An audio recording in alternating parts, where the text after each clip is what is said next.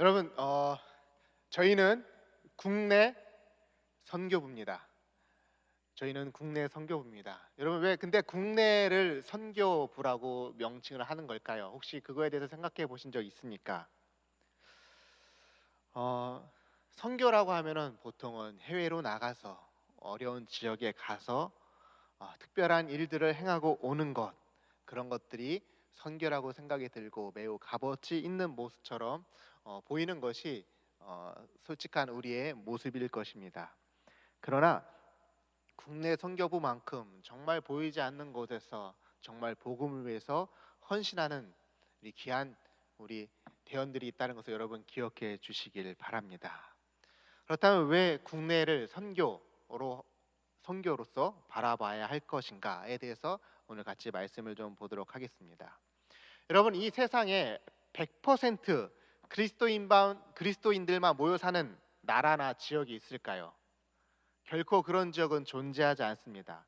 이 세상이 끝날 때까지 100% 그리스도인만 사는 나라나 도시는 존재하지 않을 것입니다. 그렇기 때문에 우리는 언제나 이 복음을 들고 선교해야 되는 것이죠. 그것이 바로 우리의 이웃이 될 수도 있고, 아니 더 가까이는 나의 가족들, 내 자녀나 나의 부모가 바로 선교의 대상이 될 수 있기 때문에 우리는 선교가 저 멀리 있는 해외가 아니라 바로 여기서도 선교가 필요하다는 것을 우리는 알아야 할 것입니다. 그렇기 때문에 국내 선교는 매우 중요한 부서입니다. 아니, 선교라는 것 그 자체가 바로 여러분 교회의 본질이라는 것을 이 시간 확실하게 기억하시고 마음에 새기고 돌아가셨으면 좋겠습니다. 그렇다면 여러분, 이 전도와 선교의 차이를 구분하실 수 있으십니까? 전도와 선교의 차이를요.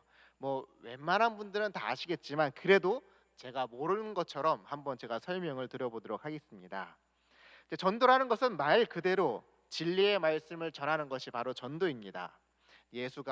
예수님이 그리스도 되심을 전하는 것, 복음을 전하는 것이 바로 전도죠. 그러면 선교는 무엇일까요? 선교란 복음을 전하는 것을 포함해서 그에 필요한 모든 것들을 다 선교라고 말합니다. 쉽게 말해서 전도를 하기 위해서 때로는 복지도 필요할 것이고요, 때로는 병원도 필요할 것이고요, 때로는 교육도 필요할 것이고, 문화도 필요하고, 사회도 필요하고, 여러 가지 것들이 다 전도를 위해서 행하는 모든 것들이 다 뭐라고요? 바로 선교라고 말할 수 있습니다. 자, 그만큼 이 선교는 범위가 굉장히 넓습니다. 여러분, 그러면 이제 이 선교에 대해서 이렇게 제가 잠시 말씀을 드렸는데요. 여러분들은 그럼 교회에서 선교에 대해서 여러분들은 어떻게 배우셨습니까? 특별히 교회를 구성하는 5가지 요소에 대해서 아마 많이 들어보셨을 텐데요. 5가지. 여러분들이 아시는 것이 뭐가 있죠? 이 5가지 요소가. 첫 번째는 예배가 있을 것이고요. 두 번째는 다 주무시는 거 아니죠? 네, 뭐 봉사가 있을 수 있고요. 세 번째는 친교, 네 번째는 교육, 그리고 보통 마지막으로 얘기하는 게 뭐죠? 전도나, 그렇죠, 선교를 묶어서 이렇게 5가지 중요한 요소를 배웠습니다.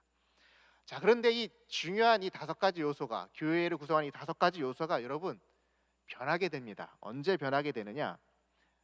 이 선교라는 것이 교회를 구성하는 이 5가지 요소 중에 하나라고 알고 있었던 이 개념이 언제 바뀌느냐? 바로 세계 대전을 겪고 나서 이 선교의 개념이 확 바뀌게 됩니다. 여러분, 세계 1차, 2차 세계 대전을 겪고 나서 이것이 바뀌는데요. 그러니까 선교와 전도라는 것은 이 교회 5가지의 영역 중에 그 중에 일부가 선교와 전도가 아니라, 이 전쟁을 치르고 나서 선교라는 것은 하나님의 속성이며 하나님의 모든 것이라는 고백이 나오게 됩니다. 그러니까 교회 안에 일부가 선교가 아니라 하나님의 전부가 선교이며, 그 전부를 나타내는 그 선교로서 무엇이 존재한다? 교회가 존재한다라는 이 반성의 신학이 이렇게 나오게 됩니다. 무슨 얘기인지 이제 설명을 드릴게요. 여러분, 1차, 2차 세계 대전을 일으켰던 주요 국들이 다 어디입니까? 주요 나라들. 다 세계를 지배하고 식민지를 갖고 있었던 그러한 나라들은 대부분 다 기독교 국가였습니다. 그것도 서구 열강들이었죠. 이 유럽의 강대국들이 그렇게 세계를 지배하고 있었는데, 근데 이들이 1차 대전을 2차 대전을 일으킨 이유가 다 무엇이었습니까? 돈 때문입니다. 자원 때문입니다. 패권 다툼 때문에 이러한 전쟁을 일으켰습니다. 하나님을 믿는다는 이 유럽의 기독교 국가들이 성경과는 아무 상관없는, 하나님의 말씀과는 전혀 상관없는 이 땅의 것을 사랑하고 추구하는 그러한 추악한 모습을 보여줌으로 인해 더 이상 선교는 동력을 잃게 되는 것이죠. 2차 대전이 그렇게 끝난 후 강대국들로부터 독립한 수많은 나라들은, 중국을 비롯한 이 여러 나라들은 어떤 시기를 거치게 되죠? 문화 대혁명과 같은 잔인한 숙청의 시대를 거치고요, 선교사 추방의 시대를 가지게 됩니다. 이로 인해 세계 곳곳에서 유럽, 즉 기독교 왕국에 대한 반감으로 인해서 무엇이 일어나느냐? 바로 토착화되어 있던 종교들이 각자의 그 지역을 기반으로 해서 세력화되고 결집화되고 이 세계화의 물결을 타고 도리어 다른 종교들이 더 세계 각국으로 퍼져나가는 현상을 보여주게 됩니다. 이처럼 유럽 기독교에 의해 대부분의 지역이 마치 기독교화 되는 듯 하였지만, 그러나 2차 대전 이후 오히려 반발력 때문에 토착 종교들이 더 지역을 중심으로 강하게 밀집하여서 세계 종교로서 성장을 하게 됩니다. 하나님의 선교는 바로 이와 같은 급변하는 세계 정세 속에서 나온 선교 신학이자 교회의 반성에서 나온 이론이었습니다. 그러니까 교회가 선교의 주체가 아니라 성경 말씀을 보니 성부 하나님께서 성자 예수님을 보내시고 성부와 성자가 성령 하나님을 보내신다는 것을 알게 되었고, 교회는 바로 이 삼위일체 하나님의 선교의 도구일 뿐이라는 것을 고백하게 된 것이죠. 즉 교회의 존재의 이유는 하나님의 선교 때문에 있다라는 것입니다. 교회가 선교의 주체가 아니라 하나님이 주체라는 것이죠. 그래서 교회는 하나님의 선교의 도구로서 하나님의 선교에 참여하는 선교자로서 존재한다는 것입니다. 그래서 여러분 어렵지만 따라해 보실까요? 교회는 하나님의 선교에 참여하는 존재이다. 예, 교회는 이 하나님의 선교에 참여하는 존재입니다. 이렇게 서구의 교회가 2차 대전 이후로 무력해지고 반성의 의미로서 선교에 대해서 되게 소극적으로 지내다 보니 여러분 어떤 결과가 이 유럽 사회에 만연하게 되었을까요? 기독교 왕국이라는 유럽은 이 세속화로 인해서 도리어 교회가 술집이 되어버리고 도덕적으로 윤리적으로 이제 무너지게 됩니다. 선교지라 함은 통상적으로는 유럽을 제외한 아시아라든지 남미라든지 아프리카 등으로 여겼는데, 이제는 유럽이나 미국이나 선교지가 되었다는 인식이 생겨나게 됩니다. 그리고 교회는 말씀드린 것처럼 하나님의 선교에 참여하는 존재라는 새로운 인식과 함께 내가 있는 곳이 선교지다, 내가 있는 곳부터 하나님 나라를 이뤄가야 한다는 운동이 일어나게 됩니다. 이 운동이 바로 들어보신 분들이 있겠지만 이 운동을 바로 선교적 교회라고 부릅니다. 따라해 보실까요? 선교적 교회. 네, 선교적 교회.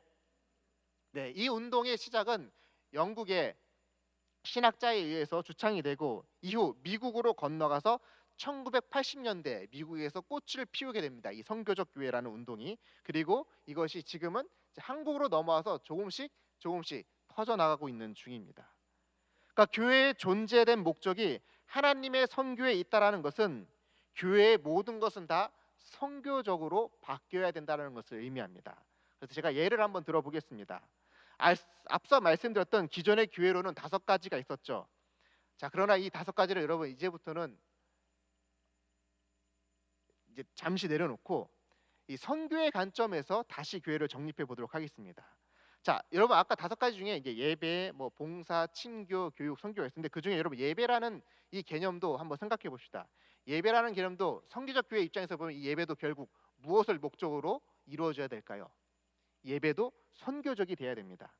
만약 여러분들이 누군가를 정성을 들여서 정말 기도함으로 정말 그 한 영혼이 정말로 교회에 나오게 됐다라고 생각해 봅시다. 정말로 오랫동안 기도해서. 그런데 그 영혼이 예배 분위기에 적응을 못해서 교회에 나오기를 거부한다면 여러분 어떨 것 같습니까?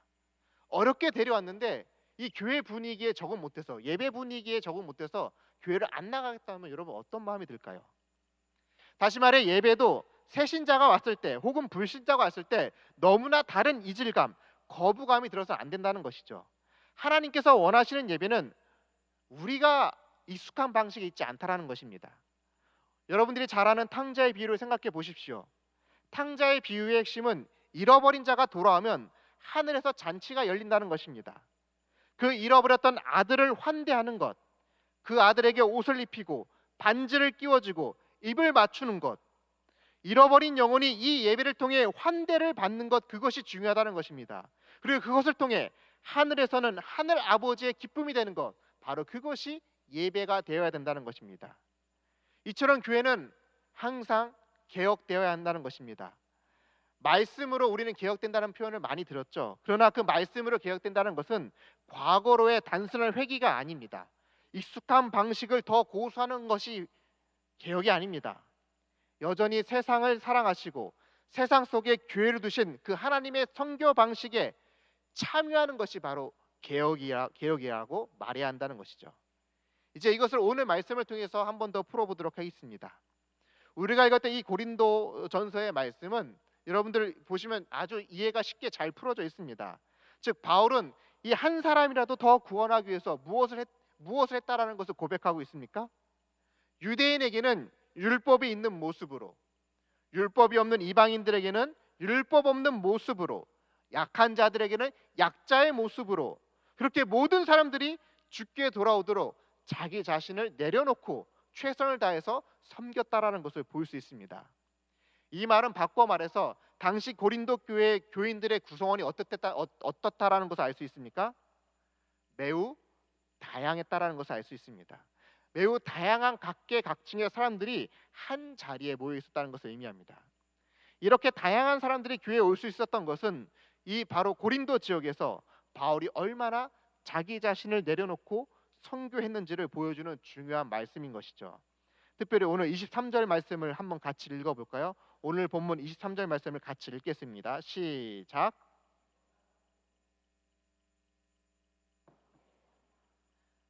아멘. 자, 여기서 보면 복음을 위해서 뭘 한다고 하죠?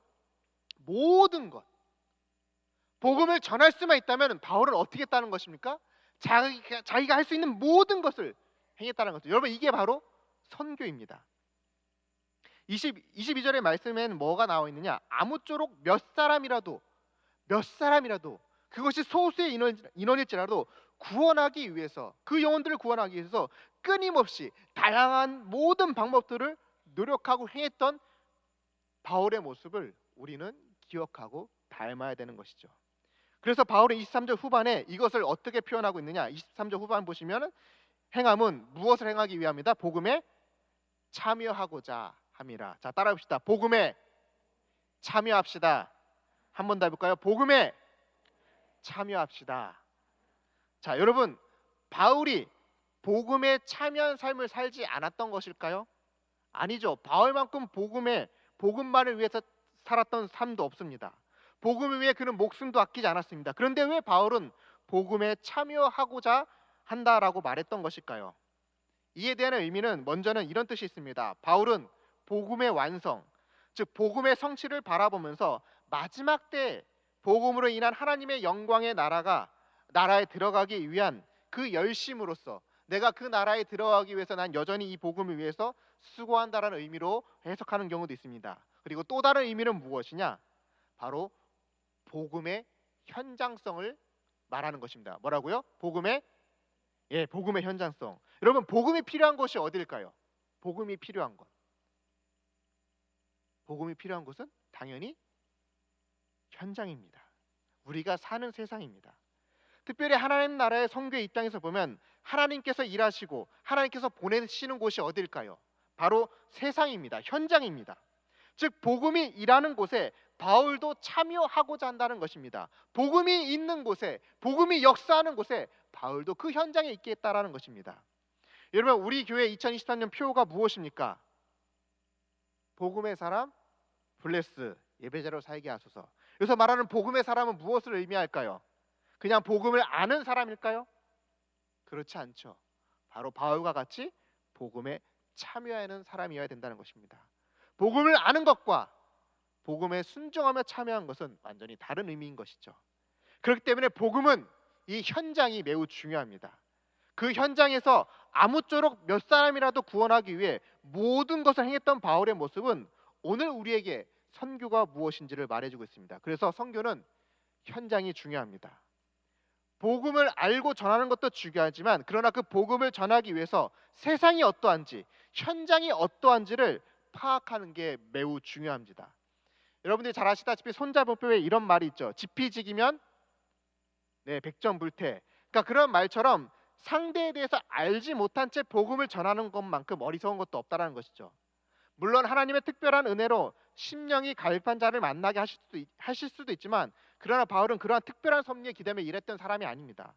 말씀과 같이 그는 철저히 현장을 분석했고요. 자신을 그 현장에 맞춰 움직였습니다. 마찬가지로 교회도 그러한 세상의 변화에 민감하게 반응하고 움직일 수 있어야 합니다. 세상은 변해도 교회는 변해서 안 된다는 것은, 그래서 여러분 이 시간 내려놓길 바랍니다. 세상이 변해도 교회는 변하지 않는다는 생각을 내려놓으시기 바랍니다. 도리어 어떻게 되느냐? 진리는 변하지 않지만 그러나 그 진리를 전하기 위해서는 교회는 어떻게 된다? 끊임없이 세상에 맞춰서 변해야 된다는 것입니다. 그렇지 않으면 아무도 이 진리를 알아들을 수가 없습니다. 여러분 우리가 3주 전에 성경 강림 주일에 브라운 목사님을 통해서 말씀을 들었죠. 기억하시죠? 그 내용에 선교적 교회론에서 말하는 매우 중요한 핵심적인 가치를 다 말씀하셨습니다. 특별히 성령님을 통해서 교회 공동체는 무엇을 할 수 있게 됐죠? 세상의 언어를 배우고 세상 사람들이 들을 수 있도록 해야 된다는 것을 우리가 배웠습니다. 그것을 성경에서는 방언이라고 표현했죠. 즉 교회에서 주신 능력은 세상과 별개의 존재를 거리를 두고 울타리를 치며 경계를 정하는 것이 아니라 세상과 소통하도록, 세상이 알 수 있도록 끊임없이 변화하는 능력을 주셨던 것입니다. 그러한 의미에서 여러분 국내 선교부가 정말로 세상의 다양한 사람들을 만나고 있다는 것을 아십니까? 여러분들 오늘 들어오기 전에 이 앞에 로비에 진열되어 있는 거 보셨죠? 그게 다 누가 쓴 것인지 아십니까? 교도소에 있는 분들이 쓰신 거긴 한데요. 제소자분들이 쓴 거긴 한데요. 그 제소자들 중에서도 가장 흉악범들, 장기수들이 쓴 겁니다. 근데 그분들이 우리 국내 선교부의 이 교도소 선교하시는 분들 통해서 어떻게 된 거예요? 그렇죠. 하나님 나라를 소망하는 자들로 바뀌었다라는 것을 여러분들 지금 현장에서 직접 보신 겁니다. 여러분 이거 대단한 사역입니다. 세상에서는 버림받고 고립된 자들이, 장기수들이, 흉악범으로 인해서 아무도 관심 갖지 않는 그 영혼들이 우리 선교부를 통해서 저렇게 변화됐다는 것을 여러분 보신 것입니다. 뿐만 아니라 소년원도 가고요. 또 여기 앞에 있는 중학교, 고등학교도 가고요. 서문시장도 가고요. 동성로도 가고요. 관공서도 하고요. 미자립교회도 가고요. 또 교회와 근현대 역사 이 투어하시는 분들에게도 또 교회 역사, 또 선교 역사를 소개해 주고요. 이처럼 다양한 이들에게 우리는 복음을 전하기 위해서 다양한 자리에서 다양한 모습으로 선교를 하고 있습니다. 뿐만 아니라 갈 수 없고 만날 수 없는 상황에서는 손으로 편지를 써서라도 복음을 전해주고 있습니다. 여러분 어떻습니까? 국내 선교부가 많은 일들을 감당하고 있죠. 네, 고맙습니다. 그런데요, 저는 제가 5년 반 동안 하면서 저는 이분들을 만날 때마다 이것들보다 우리는 더 많이 해야 됩니다라고 많은 부탁을 드렸습니다. 더 다양한 방법으로 더 많은 사람들에게 우리는 복음을 전하도록 요청을 드렸습니다. 그런데 여러분 안타깝게도 인력이 부족해서 이 많은 일들을 하지 못했습니다. 더 많은 일들을. 그리고 교회 예산이 부족해서 여전히 하지 못한 수많은 일들의 계획들이 쌓여 있습니다. 참 안타깝죠. 그만큼 세상에는 정말로 우리가 감당해야 될 역할들이 여전히 있다는 것입니다. 뿐만 아니라 이 현장은 가만히 있는 것이 아니라 어떻게 하죠? 늘 바뀌고 변합니다. 너무나도 빠르게 바뀌고 변하고 있습니다. 여러분 포스트 코로나라는 이야기를 언제 들어보셨습니까? 포스트 코로나. 아마 이제 포스트 코로나라는 얘기는 이제 더 이상 들어보지 못했을 겁니다. 도리어 뭐 AI, 인공지능 뭐 우주 자원 전쟁, 뭐 기후 위기 등 다양한 이슈들이 우리의 삶을 에워싸고 있습니다. 코로나가 끝난 지 얼마 안 됐는데도 불구하고 포스트 코로나라는 이야기는 없고 이 사회에 정말로 다양한 문제들이 여전히 우리의 삶을 기다리고 있다는 것을 우리는 알 수 있습니다. 그렇기 때문에 우리는 이러한 것들도 이러한 급변하는 세상의 것들을 함께 연구하고 고민하여서 어떻게 하면 복음을 효과적으로 전할 수 있을지를 우리는 함께 머리를 모아야 하는 이 시대의 사명이 있습니다. 자, 두 번째로 선교는 중요한 요소로서 선교는 첫 번째 현장이었다면 두 번째는 바로 소통입니다. 따라합시다. 선교는 소통이다. 네, 선교는 소통입니다. 여러분, 우리 교회의 이 주보 만드는 회사가 어딘지 아십니까? 뭐 당연히 모르시겠죠. 이 주보 만드는 회사가 어디냐? 바로 우물 네트워크랍니다. 따라합시다. 우물 네트워크. 네, 우물 네트워크. 예, 정말 좋은 성경적인 이름입니다. 왜냐하면 성경에서 우물이란 바로 만남의 장소를 의미합니다. 우물은 그 지역 사람들 누구나 이용할 수 있고 또 바로 거기에서 소통할 수 있는 모임의 장소가 바로 우물이기 때문입니다. 여러분, 이것을 오늘날로 표현하면은 영어로 표현할게요. 좀 어려운 말인데요. 플랫폼 따라해볼까요? 플랫폼. 아, 웃으시는 거 보니까 다 아시는 건가 보죠? 예, 플랫폼. 예, 생소하신 분들도 있을 텐데요. 여러분, 이 플랫폼이 바로 현실화돼서 지금 우리는 살고 있습니다. 뭐 아시는지 모르시겠지만 플랫폼이라는 것은 원래는 기차역의 승강장을 의미하는 영어 단어였는데요. 이것은 오늘날 디지털 세상을 표현하는 말로 이제 전환돼서 사용되고 있습니다. 디지털 세상을 표현하는 말로 이 플랫폼이 사용됩니다. 쉽게 얘기해서 여러분 이거 다 있으시죠? 핸드폰? 혹시 없는 사람 손 한번 들어보시겠어요? 한 사람도 없습니다. 자, 이 핸드폰이 바로 플랫폼의 집합체입니다. 그러니까 핸드폰 안에는 다양한 플랫폼들이 들어와 있는데요. 우리는 그 다양한 플랫폼 안에서 각자의 취향과 기호에 따라서 선택하여서 그 안에서 활동하고 있습니다. 예를 들어 보면은 누군가는 유튜브라는 그 플랫폼에서 시간을 보내며 다른 사람과 소통합니다. 누군가는 뭐 네이버가 됐든 다음이 됐든 구글이 됐든 그 안에서 소통합니다. 또 누군가는 카카오톡을 통해서 정보를 습득하고 소통합니다. 이처럼 디지털 플랫폼은 누구든지 접근이 가능하며 이용하며 소통할 수 있습니다. 아무런 장벽이 없습니다. 마찬가지로 선교란 이러한 플랫폼의 역할을 하는 선교적 교회로서 존재를 해야 된다는 것입니다. 누구나 올 수 있고 누구나 소통할 수 있는 곳으로서 특별히 한국 사회는 다른 나라들보다 이 디지털 플랫폼이 가장 활성화된 최고의 나라입니다. 그리고 이 디지털 세상에서 살아가는 세대가 바로 우리의 자녀 세대인 MZ 세대들입니다. 문제는 여기 있습니다. 현재의 기성세대와 자녀 세대라 할 수 있는 MZ 세대의 갈등이 우리나라는 어떻죠? 매우 심각한 상황 가운데 있습니다.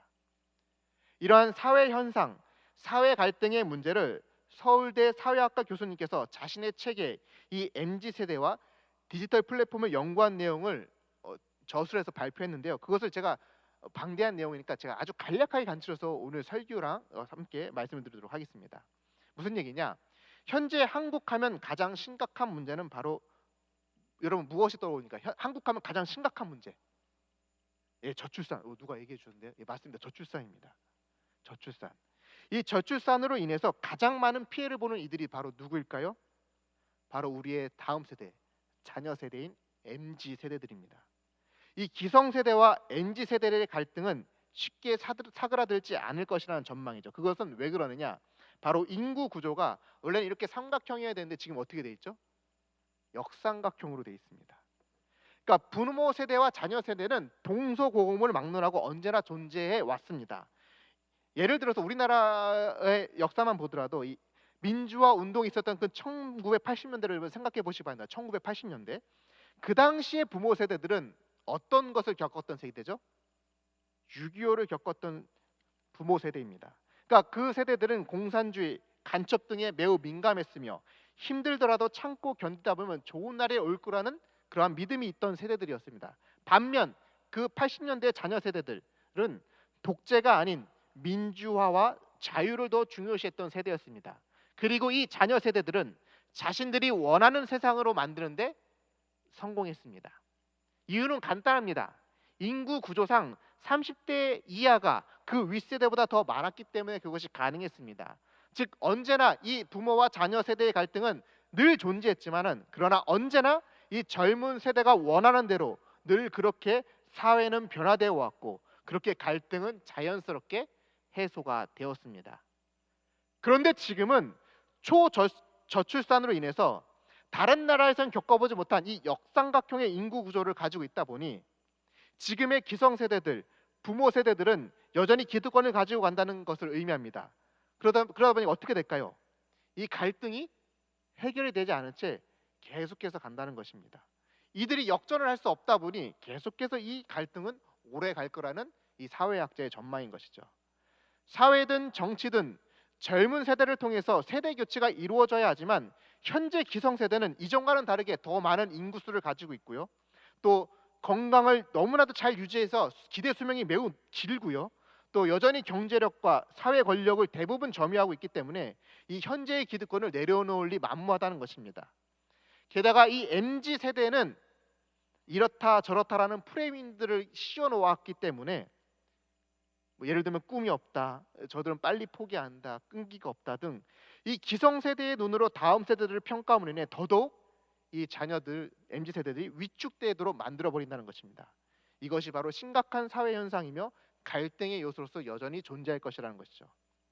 이렇게 젊은 세대는 자신들이 원하는 세상을 이룰 수 없기에 결국 어떻게 해버리죠? 모든 것을 포기한 세대가 돼버립니다. 결혼도 하지 않고, 꿈도 갖지 않고, 미래를 생각하지 않고, 이것은 이들이 의지가 없어서가 아니라 실제로 불가능하기 때문입니다. 그래서 서울대학교 교수는 이러한 갈등 구조의 사회를 조금이나마 나은 방향으로 가기 위해서 제시한 방법이 무엇이냐?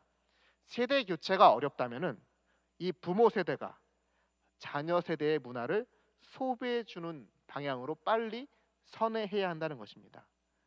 부모 세대가 자녀 세대의 문화를 소비해 주는 것으로.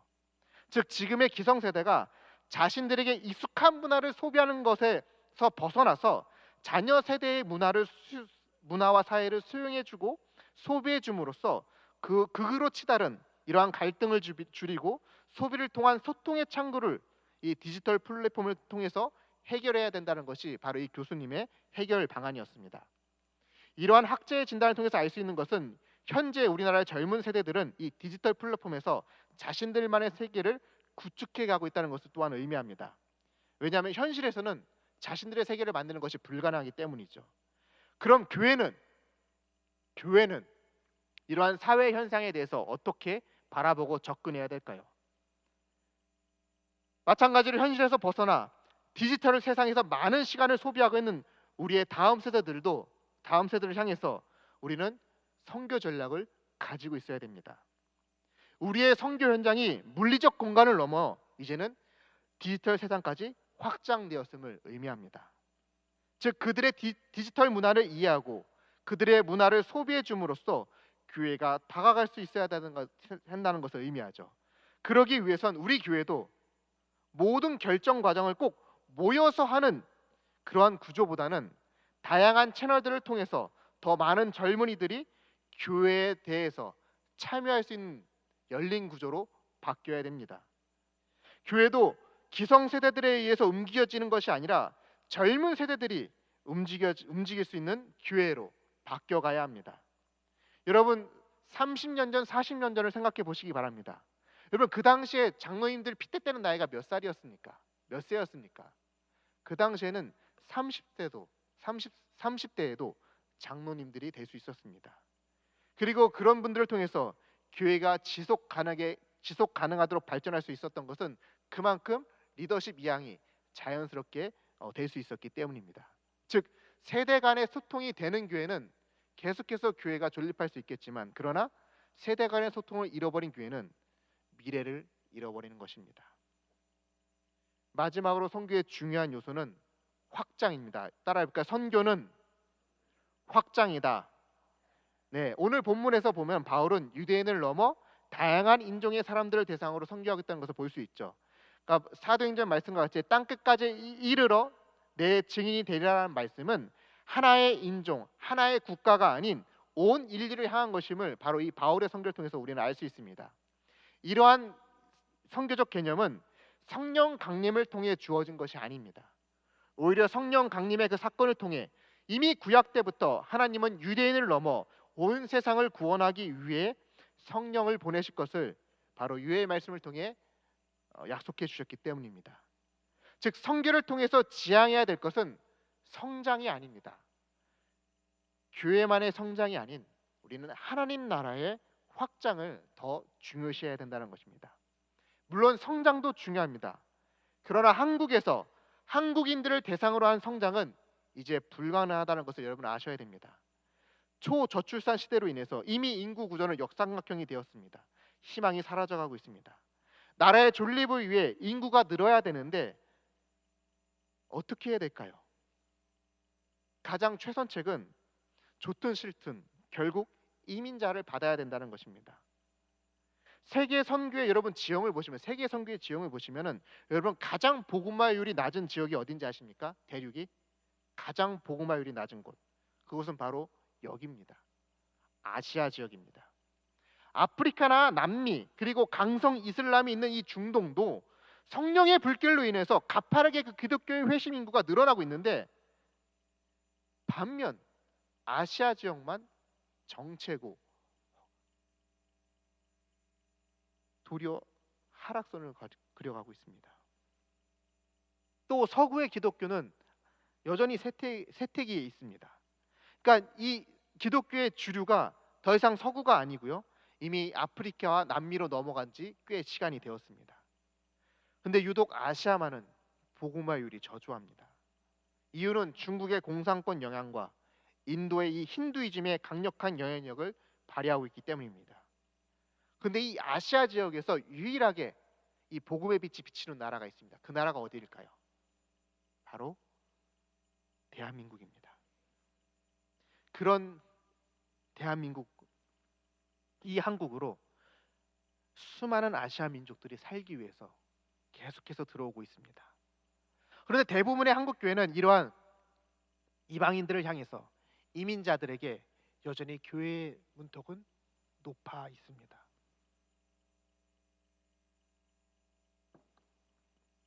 이건 제 개인적인 생각일 수도 있지만은 한국의 인구 감소로 인한 국가의 존립 위기 앞에서 어쩌면 이 아시아의 복음화를 위해서 한국이라는 나라를 하나님께서 사용하시고자 이렇게 하시는 건 아닐까라는 생각도 하게 되었습니다.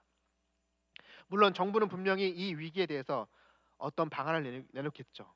그러나 어떤 방안을 내놓지는 알 수 없지만은 분명한 것은 이 세계화 시대에 한국 사람만을 위한 교회와 교단이 아닌 온 인류를 품을 수 있는 교회로 거듭나야 된다는 것입니다.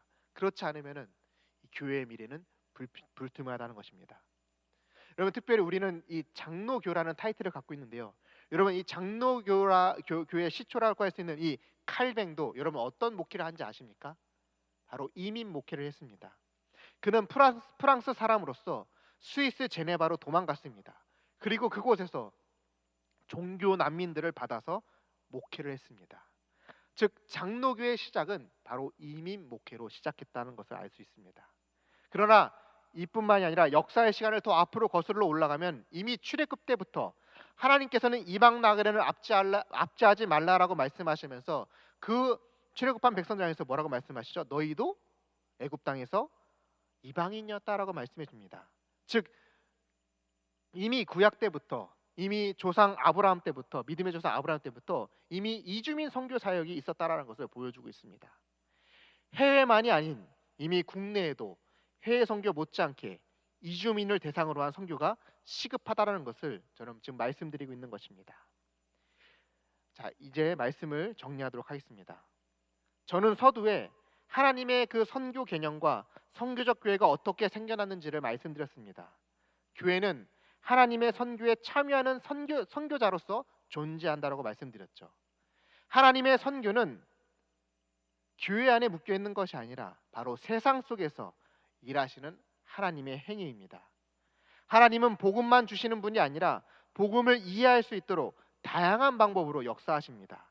그 모든 활동에 참여하는 것이 바로 선교이며 교회의 존재 이유인 것입니다. 그렇기 때문에 선교는 무엇이 중요하다? 첫 번째, 현장이 중요합니다.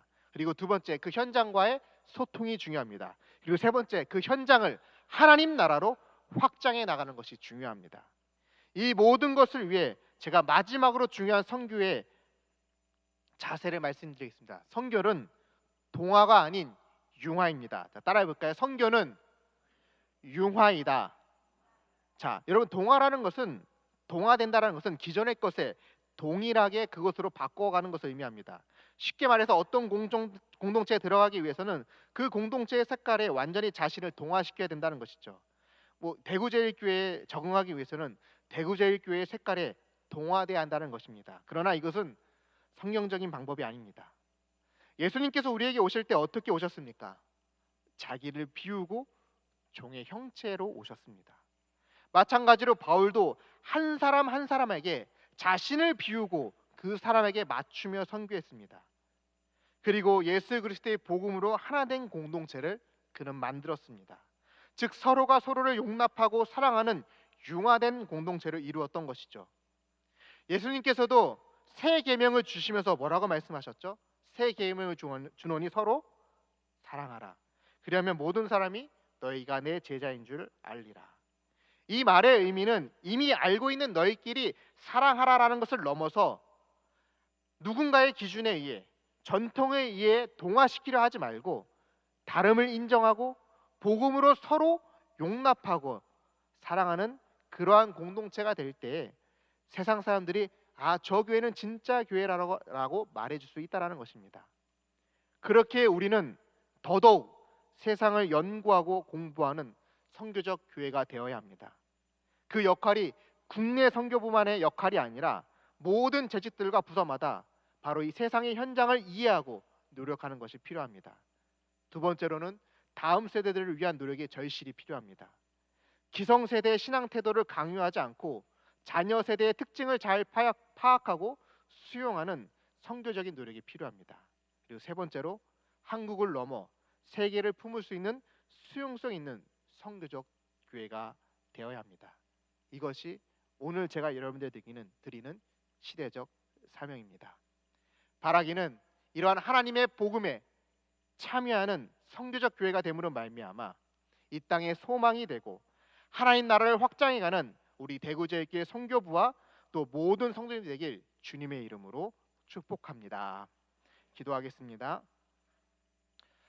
하나님 아버지, 오늘은 그 바울의 선교 사역을 통하여서 우리가 본받아야 될 선교의 중요한 3요소가 무엇인지를 함께 보았습니다. 현장을 이해하는 것이 중요합니다. 그리고 현장과 소통하는 것이 중요합니다.